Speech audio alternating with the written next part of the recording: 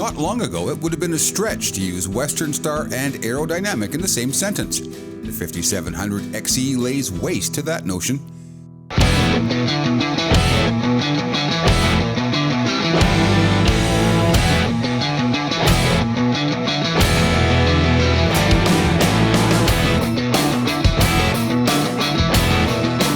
Hi, I'm Jim Park with today's Trucking's Ultimate Test Drive.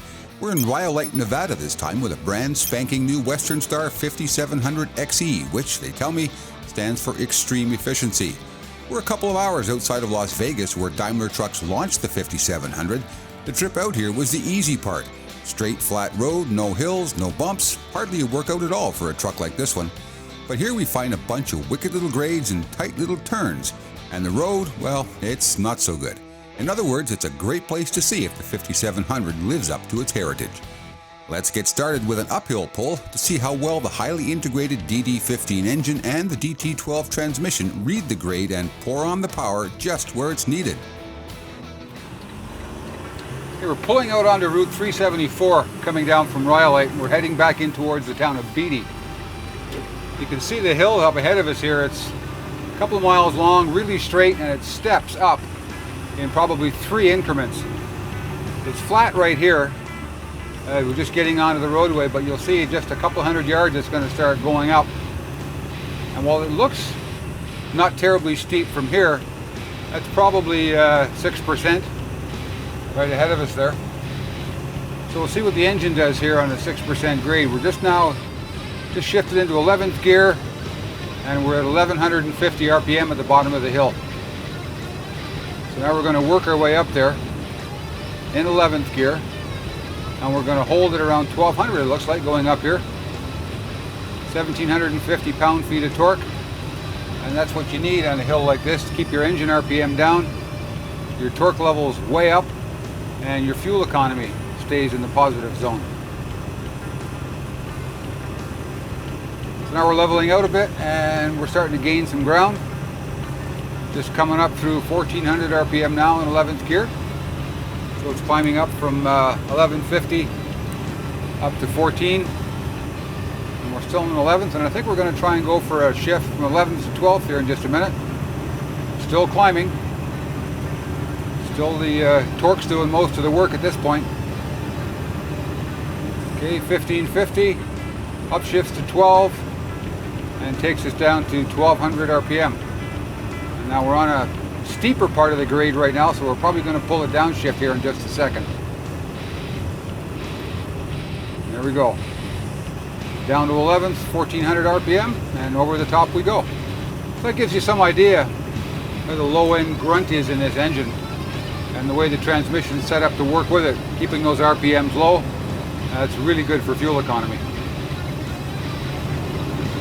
So now we're starting to downgrade down into the town of Beatty. She's in eco mode rolling out here right now, so I'm just going to flip the engine brake on. Bounces the engine right up to 1200 when I put it into gear. We'll downshift from 12th to 11th up to 1600 RPM, 55 miles an hour. We're coming down here to a 35 mile an hour speed limit, so I'm going to get on the brakes, do a couple of quick downshifts, and get us down under the proper speed. Okay, 1800 now in 9th gear, and we're just crossing through 35, so there we go. That'll keep the sheriff happy. And here's a great example of how the DT12 transmission helps to optimize engine brake performance.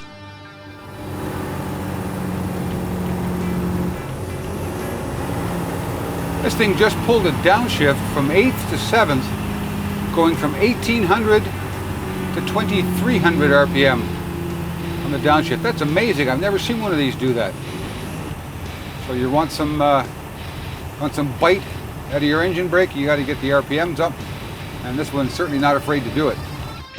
Hot weather and engine fans can wreck fuel efficiency pretty effectively, but the 5700's designers appear to have right-sized the radiator and optimized airflow through that big bold grille. Climbing the hill 10th gear at 1400 RPM, and the engine temperature is about 190 right now, 195. So even at 110 degrees ambient temperature, we still got a reasonably good engine temp. and that fan's not coming on yet. And that's important because that fan can sure suck the fuel economy down pretty badly.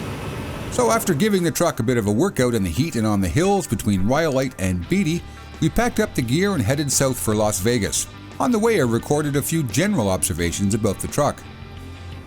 The suspension on this truck is remarkably smooth.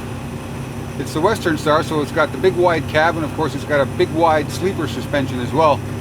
Give you lots of lateral stiffness when you're turning from right to left. You don't feel the truck swaying on the suspension. That sleeper suspension system does a great job of keeping that nice and steady with the frame. This is a pretty decent road we're driving on. Asphalt, blacktop's pretty smooth, but the ride in this truck is really, really remarkable. It's a 13,300 pound front end with taper leaf springs, 40,000 rears with the Freightliner air ride. And I think what makes the big difference here is the cab suspension. It's the Western Star, so it's a nice wide stance on the suspension. That really takes out the side-to-side sway, especially in a crosswind. I'm having absolutely no difficulty at all getting used to this truck. It's really, really smooth, really, really responsive too. And the steering geometry is really good. It holds a straight line really well. And even going around some of the little twisty corners we were on today, it wasn't hard to figure out exactly where you were on the road. There's no mystery as far as where the edge of the road's concerned and where your tires are. So top marks for ride and handling, top marks for loudness or noise inside the cab here. I think some of the quietness really has to be given over to the aerodynamics on this truck. When you've got a truck that's not very aerodynamic, you can hear the wind noise. Rattles the side of the sleeper. You can just hear a rumbling or a whistling sometimes around the cab. Not getting that here. We had the iPhone sound meter working earlier, and I was getting about 72 dB out of it. That was about the same reading we had on Kenworth T680 as well. It's a truck I'm really happy with. I'm glad to see they've come around with the aerodynamic styling. That's going to keep the model in production for several more years, to be sure. And I think it's going to go a long way to bringing over a whole bunch of new Western Star customers who've been looking for aerodynamics in a more traditionally styled truck. I said way back at the beginning of all this was a trucker's truck. No offense intended to anybody who's not a Billy Big Rigger type, but the folks who like the big classic style truck are really going to be happy with this arrangement, because it's a big classic truck, tons of room, big hood, but you also have the aero advantage as well. It looks like the classic Western Star has a new lease on life.